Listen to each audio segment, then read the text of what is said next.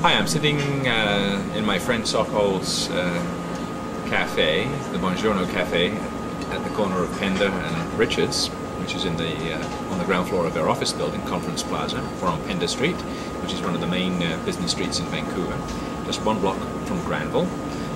If you're not familiar with Vancouver, you'll know from your maps that that's one of the main arteries. I want to talk today a little bit about non-resident situations.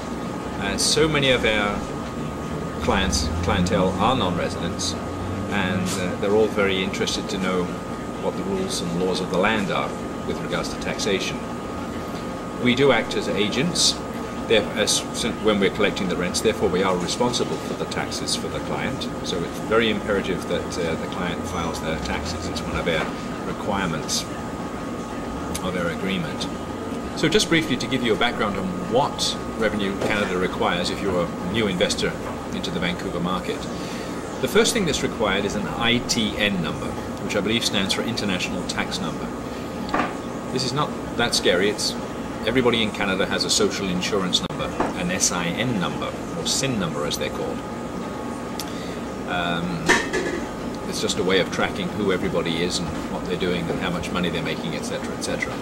So the first part of the process is to apply for an ITN number. Incidentally, there are no restrictions on overseas people owning and buying real estate in Vancouver. They're just subject to taxation should they sell it. There's a 25% withholding tax always when properties are sold. So the first thing to do, that we do for the client, is we apply for the ITN number. It's just a printed form that we have them in the office, and we fill them out with all their information and have them sign off, and we send them off to Ottawa, and then about 6 weeks later the ITN number is produced, assuming everything is okay. The next part of the puzzle is to apply for a non-resident tax number. To go about this, we file the NR6 form for the client. Again, they have to sign it, and accompanying the NR6 form is a statement of income or projected income and expense for the property. So we'll work out the rent that they should receive and the expenses that normally would be incurred, and then we arrive at a net income. The Government of Canada requires that the client pay 25% of the net income as tax on a monthly basis, and that's payable on the 15th of the following month. We remit that for the client every month over the counter at the head office of Revenue Canada in Vancouver at 1166 West Pender. We're always very meticulous on doing this and making sure that everything's done properly. Once the NR6 is filed, we are required on an annual basis to file an NR4 form.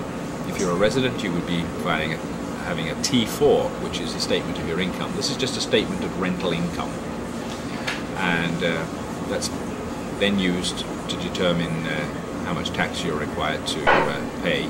But actually, we're paying the tax for you on a monthly basis. There wouldn't be any extra tax to pay if you haven't made any other income in Canada. However, you still do have to formally file your taxes on an annual basis just to sign off the year. Just a word of caution. The government can be quite draconian if you don't file these forms properly. I had one lady come to me, came from another property management company actually. She blithely been renting her suite out happily. Didn't think to apply for a non-resident tax number or an ITN number because she didn't know she had to have one. She'd never been to Canada. She's actually an accounting professor in Australia, and she had bought a property in Vancouver at a sales office in Singapore and closed on the transaction without even coming here.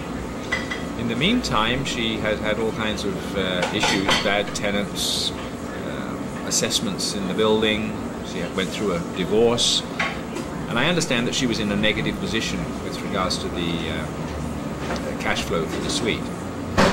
Then all of a sudden, out of the blue one day, I had a knock on my door, and we'd only just taken the suite on a month or two before, and here was a gentleman from Revenue Canada asking for her file, and then saying that he was going to charge her 25% of the gross income that she'd received over the past 5 years. I remember protesting, saying, but the poor woman, she's gone through a divorce, she's lost money, she's had tenants from hell. One guy was even repairing an aircraft engine, if you can imagine, on the brand new white carpet, so he'd splattered oil all over it, which we had to help her replace. And this gentleman from the tax department didn't really care a fig about any of that. He just said, it doesn't matter, she's collected the money and we want her income. Her tax income, that is. And in this instance it was going to amount to about $40,000. I understand that there was some negotiation, I don't quite know what happened, but it was a very scary situation and made us be very, very cautious with making sure that all of the non-residents were completely up to speed with their filing. Especially the new clients that we got, who we hadn't spoken to from day one, so now we're very, very cautious in making sure that all the I's are dotted and the T's crossed. And I understand that the government is coming down quite hard on non-resident property owners now, so be very cautious. Make sure that you're in the hands of a good property management company who will caringly look after you, and make sure that all the proper remittances are made and all the files and forms are properly filed with the proper government departments.